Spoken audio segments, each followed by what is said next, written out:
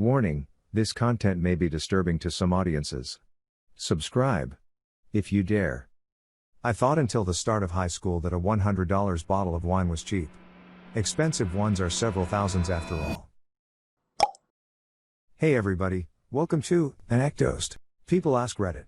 Redditors who grew up filthy rich, what did you think was normal till you learned otherwise? Number 1. Probably a weird example, but growing up all of our dishes were made of fine china, Waterford glassware, etc., and I just thought that's what plates and stuff were made of because we didn't have anything else.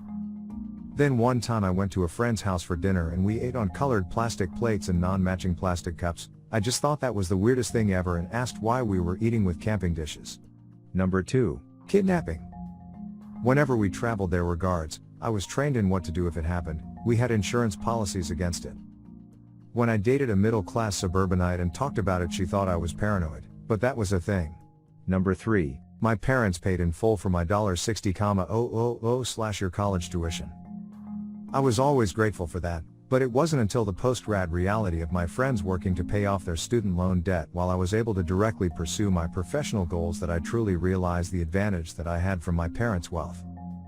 I had always known we were well off, but it wasn't until after college that I truly appreciated that, I guess. I hope I can pay them back for that someday. Number 4. My mom used to take us to the mall and drop $500 in a day without thinking about it. Budgeting in general was a foreign concept until I racked up credit card debt that I couldn't pay off immediately. Number 5. To never discuss the affordability of things within a family. I thought it was totally taboo. Which isn't to say I got everything I wanted growing up. I was an obsessively frugal kid, but I was never denied something on the basis of we can't afford that. I was pretty shocked in elementary school when my friend's mom told her they couldn't afford to buy something. I guess in my mind it was impolite for parents to talk about money issues with kids, and it hadn't yet dawned on me that sometimes that's unavoidable. Edit, getting a lot of responses from people over a range of backgrounds with the same experience, which is interesting. Maybe the point where it gets a bit stranger is when things like affordability weren't even discussed when picking out colleges and living accommodations. Fortunately, I got to go to a great school for pretty much free, but I'm pretty sure they'd have put me through NYU and med school if I'd asked. It was also interesting going apartment shopping with friends that were all still financially dependent on parents but were definitely having what can we afford conversations in ways that just weren't coming up in my family. Number 6. I thought until the start of high school that a $100 bottle of wine was cheap. Expensive ones are several thousands after all. At the end of the year we decided to offer our retiring teacher a bottle of wine and he said, "Don't buy a $100 bottle." I made a joke about how picky he was and made a fool of myself. Number 7. My roommate in college would order a catered meal for every dinner. Like he'd have a restaurant bring so much takeout that they'd bring it in those aluminum trays and heaters underneath, and a server would stick around to dish out the food and clean up afterwards. It took us a couple months to realize that he thought this was totally normal behavior and was confused why we made such a big deal about it. He saw it as kind of a splurge but not crazy out of the ordinary. Until I just pointedly asked Kevin, the server, who else he did this for in the entire city we were living in. Just him. My roommate just looked shocked. The interesting thing was the fallout. This was only part of the reality check that college dealt with my roommate. He really was raised to think catered meals and drivers and massive wardrobes were the norm, and he felt deceived. That's how his parents lived. That's how his friends lived. He'd never known anyone who didn't live that way. I mean, it's hard to imagine, but he really did feel like his whole life was a lie and he felt really dumb for not seeing it before. So he really swung the other direction. He rejected his parents' help, started working on his own, got crazy tight about finances, and became honestly annoying about money. But it was a learning curve, so we were patient. It was inspiring to watch someone take control of their life. We never have sympathy for the wealthy, but it was a painful growing experience for him and I was proud. Number 8. Through the entirety of elementary school I would buy ice cream for my class on Fridays at lunch. The money came from flipping Pokemon cards, paper jewelry, and of course, mostly from my dear old dad. It doesn't seem like much, but we all came from a very poor rural town with one store and one school. Our playground at school was a stretch of coarse pavement. It was like the 60s and the 90s.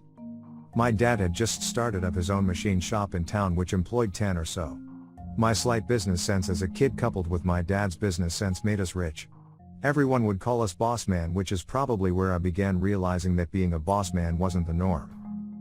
My dad taught me a lesson after he realized I was spending all my money on the other kids. If you want to make a lasting impression, let's really give something back and fix up that old playground. My dad's machine shop then produced and installed an entire playground system for our school at no cost. It was that day I knew what it meant to be a good man and that I wanted to be just like my dad. What's funny is that I wanted to be absolutely nothing like him once I hit the teenage years. Now, I'm a grown man and a splitting image of my dad in the flesh as well as in character. Number 9. It took going to a private school to realize that we weren't as rich as I thought. Granted, we are definitely upper middle class, and I don't deny that. But there are kids in my grade who would go to Europe for spring break and have multiple homes. It really hit me when I was telling a story to some other girls about helping my mom do laundry and one asked, "Don't you have people for that?" Number 10. At the age of 3 onwards and throughout my childhood I thought Perrier was equivalent to tap water. I always asked for Perrier when I was thirsty. Number 11. I grew up in the top 1%. My dad is very wealthy but my mother makes very little. She is divorced. We used to live in a big fancy house and I was friends with a lot of poorer people. I went to their house and I said, "This is small." I was 9 at the time. But I loved that house. No more walking 2 minutes to the other side of the house after I moved with my mom. But the 1% are some of the worst people. My dad claimed to barely live over $300K a year while my mom makes $40K and he is trying to fight child support. Number 12. My morning routine. Apparently it's excessive but I didn't realize otherwise. I believe in taking care of myself, and a balanced diet and a rigorous exercise routine. In the morning, if my face is a little puffy, I'll put on an ice pack while doing my stomach crunches. I can do 1,000 now. After I remove the ice pack, I use a deep pore cleanser lotion. In the shower, I use a water-activated gel cleanser. Then a honey almond body scrub. And on the face, an exfoliating gel scrub. Then apply an herb mint facial mask, which I leave on for 10 minutes while I prepare the rest of my routine. I always use an aftershave lotion with little or no alcohol, because alcohol dries your face out and makes you look older. Then moisturizer, then an anti-aging eye balm followed by a final moisturizing protective lotion. I didn't realize poorer people didn't do this. Number 13. My father was a successful chemical engineer/manufacturer and private pilot. I spent my childhood in a gated flying community with a fully functioning airport. Not only did we have a garage full of your everyday vehicles, we also had an airplane hangar full of classic cars that my dad enjoyed restoring. World War II era warbirds, as well as the modern twin-engine planes he used to fly to business meetings. We owned property in Nantucket and St. Martin, and were constantly taking extemporaneous vacations. John Travolta would walk over from time to time and shoot the shit with my dad in our hangar up until he made Pulp Fiction and was slingshotted back into relevancy. I remember having play dates with his son Jet.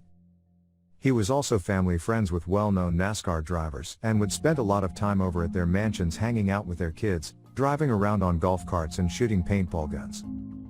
Everyone I knew had airplanes, nice cars, big homes, and what seemed like an endless supply of wealth. That was my normal. When I was about 4 years old, I made a new friend at school and was invited to spend the afternoon over at his house. It was an eye-opening experience to say the very least, and when I returned home, still very confused, I remember saying something along the lines of, "Mommy, they live in a really small house and they don't have an airplane hangar." My mother was slightly horrified at the realization that this was my reality and had to explain to me that not everyone has the same things that we have. Life has changed a lot for me since the 90s. When I moved away for college, my dad suffered a series of mini strokes which subsequently caused progressive dementia. Towards the end he couldn't even tell you what year it was. My father passed away in January and I've been spending a lot of time recently looking through old photo albums and listening to stories. Maybe that's why I felt compelled to share all of this with you guys. Being rich is nice, don't get me wrong, but I would give it all back in a heartbeat just to spend a little more time with the dad I used to know, the man who was the master of his own universe. There was still so much to learn from him, but what I'm left with are the cherished memories of my childhood that will forever put into perspective just how lucky I really was. Number 14. Discovering that other people's parents didn't have 100+ properties in their investment portfolio. We had quite a frugal lifestyle, so I just assumed that most middle class had a few investment properties and that's where all the money went. Number 15. I went to private school as a kid. Most of my friends' parents made more money than my parents, so much so, that my family seemed poor in comparison. I grew up thinking that we were actually poor. I went to a state school for college and found out that my parents make 8 to 10 times what most of my friends' parents make a year. Now, I just shrink in my seat whenever anyone brings up money, especially when they start complaining about spoiled rich kids. Who knew that this would be what embarrasses me most about my parents? Number 16. My mom was really into fashion, so I used to get rid of old clothes pretty much every season and have new clothes almost constantly. I realized this wasn't normal around middle school and high school when people talked about having their clothes for years at a time. Old habits are hard to break, but I shop a lot less than she did.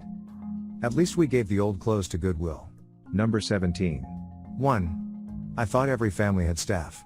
We had a chef, gardener, chauffeur, 2 nannies, handyman/errand guy, took care of the house, picked up dry cleaning, bought supplies, washed the dogs, handled maintenance and repairs, and 2 maids.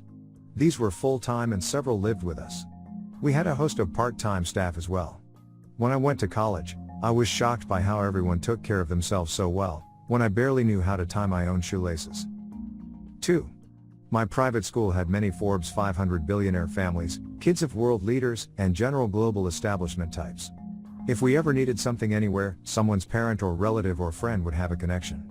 I just assumed that's how the world worked. 3. Money was always just an afterthought. Nobody ever asked anyone how much something cost. If you just liked something, you got it. Again, interacting with regular people in college was a huge eye-opener. 4. Respect. Everywhere I would go, either with my family or friends or their families, we were treated with what I understand now as a ridiculous amount of respect. It's hard to explain this one, but I think others in the same situation understand. Number 18. I don't know about normal, but I was 23 the first time I had to figure out how to use a washing machine. To this day I can remember how helpless I felt, staring at it like a dead fish. Had to call the family maid. Also, I did not know what an onion actually looked like until my mid-20s. Not last but not least either, I was clueless to the fact that you could have a meal with less than 9 pieces of cutlery. Number 19. Taking vacations all the time with private helicopters to remote locations, renting out cruise ships, eating like kings, doing whatever activity we want. I didn't really realize until right after high school I brought my girlfriend on a trip to Canada. We took a helicopter up to this cabin in the middle of the mountains that isn't accessible by hiking, and she was just like, WTF is going on here? My parents have always been frugal, I have to work and buy my own shit. We got one present at Christmas. But on vacations they go all out. Make sure to share your personal story in the comments below and have the opportunity to be featured in a future video. Also, if you like these topics, don't forget to like, subscribe, and hit the notification button to continue seeing more content like this every day. See you next time.